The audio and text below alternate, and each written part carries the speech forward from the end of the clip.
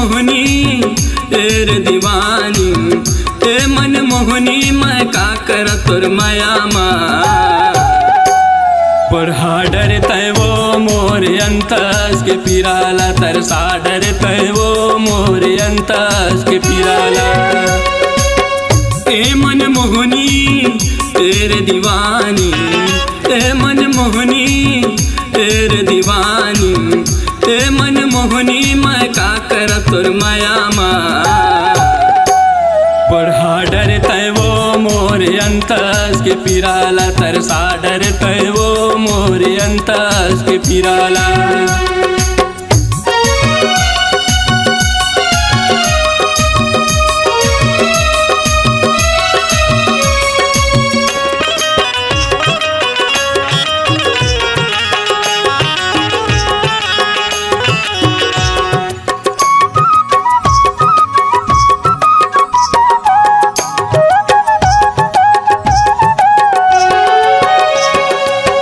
प्रीत के मैं पुजारी बन्यो प्रेम दीवाना वो, तोर प्रीत के मैं पुजारी बन्यो प्रेम दीवाना वो। आजान मूर्तिर म बही झंतै तरसाना वो, आजान मूर्तिर म बही झंतै तरसाना वो।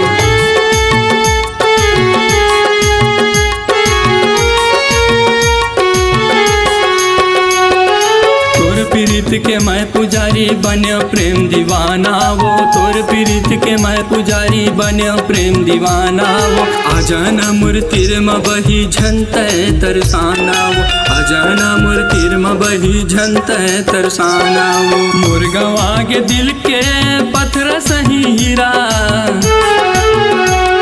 मोर गवा के दिल के पत्थर सही हीरा। पढ़ा डरतै वो मोर अंतस के पिराला, तरसा डरतै वो मोर अंतस के पिराला।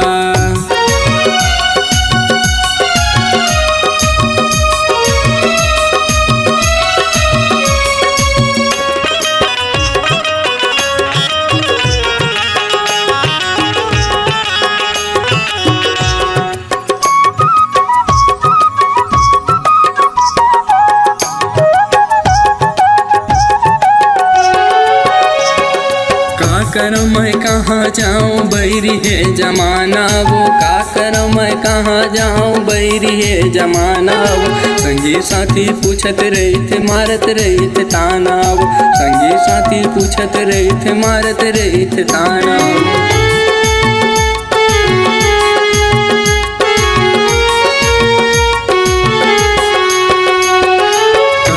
मैं कहाँ जाऊँ बैरी है जमाना वो, का करो मैं कहाँ जाऊँ बैरी है जमाना वो। संगी साथी पूछत रही थे मारत रही थे ताना वो, संगी साथी पूछत रही थे मारत रही थे ताना वो। मोर गवा के दिल के पत्थर सही हीरा, मोर गवा के दिल के पत्थर सही हीरा। पढ़ा डरतै वो मोर अंतस के पिराला, तरसा डरतै वो मोर अंतस के पिराला। ए मन मोहनी तेरे दीवानी, ए मन मोहनी तेरे दीवानी, ए मन मोहनी मैं का कर तोर माया पढ़ा डरतै वो मोर अंतस के पिराला, तरसा डरतै वो मोर अंतस के पिराला। ए मन मोहनी तेरे दीवानी, ए मन मोहनी तेरे दीवानी, ए मन मोहनी मैं का कर तोर माया पढ़ा डरतै वो मोर अंतस के पिराला, तरसा डरतै वो मोर अंतस के पिराला।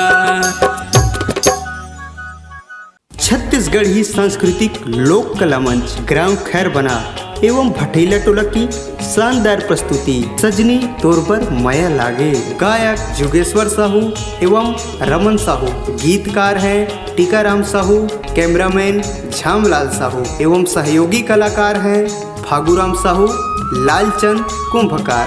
कार्यक्रम हेतु संपर्क करें 80 85 08 02 11।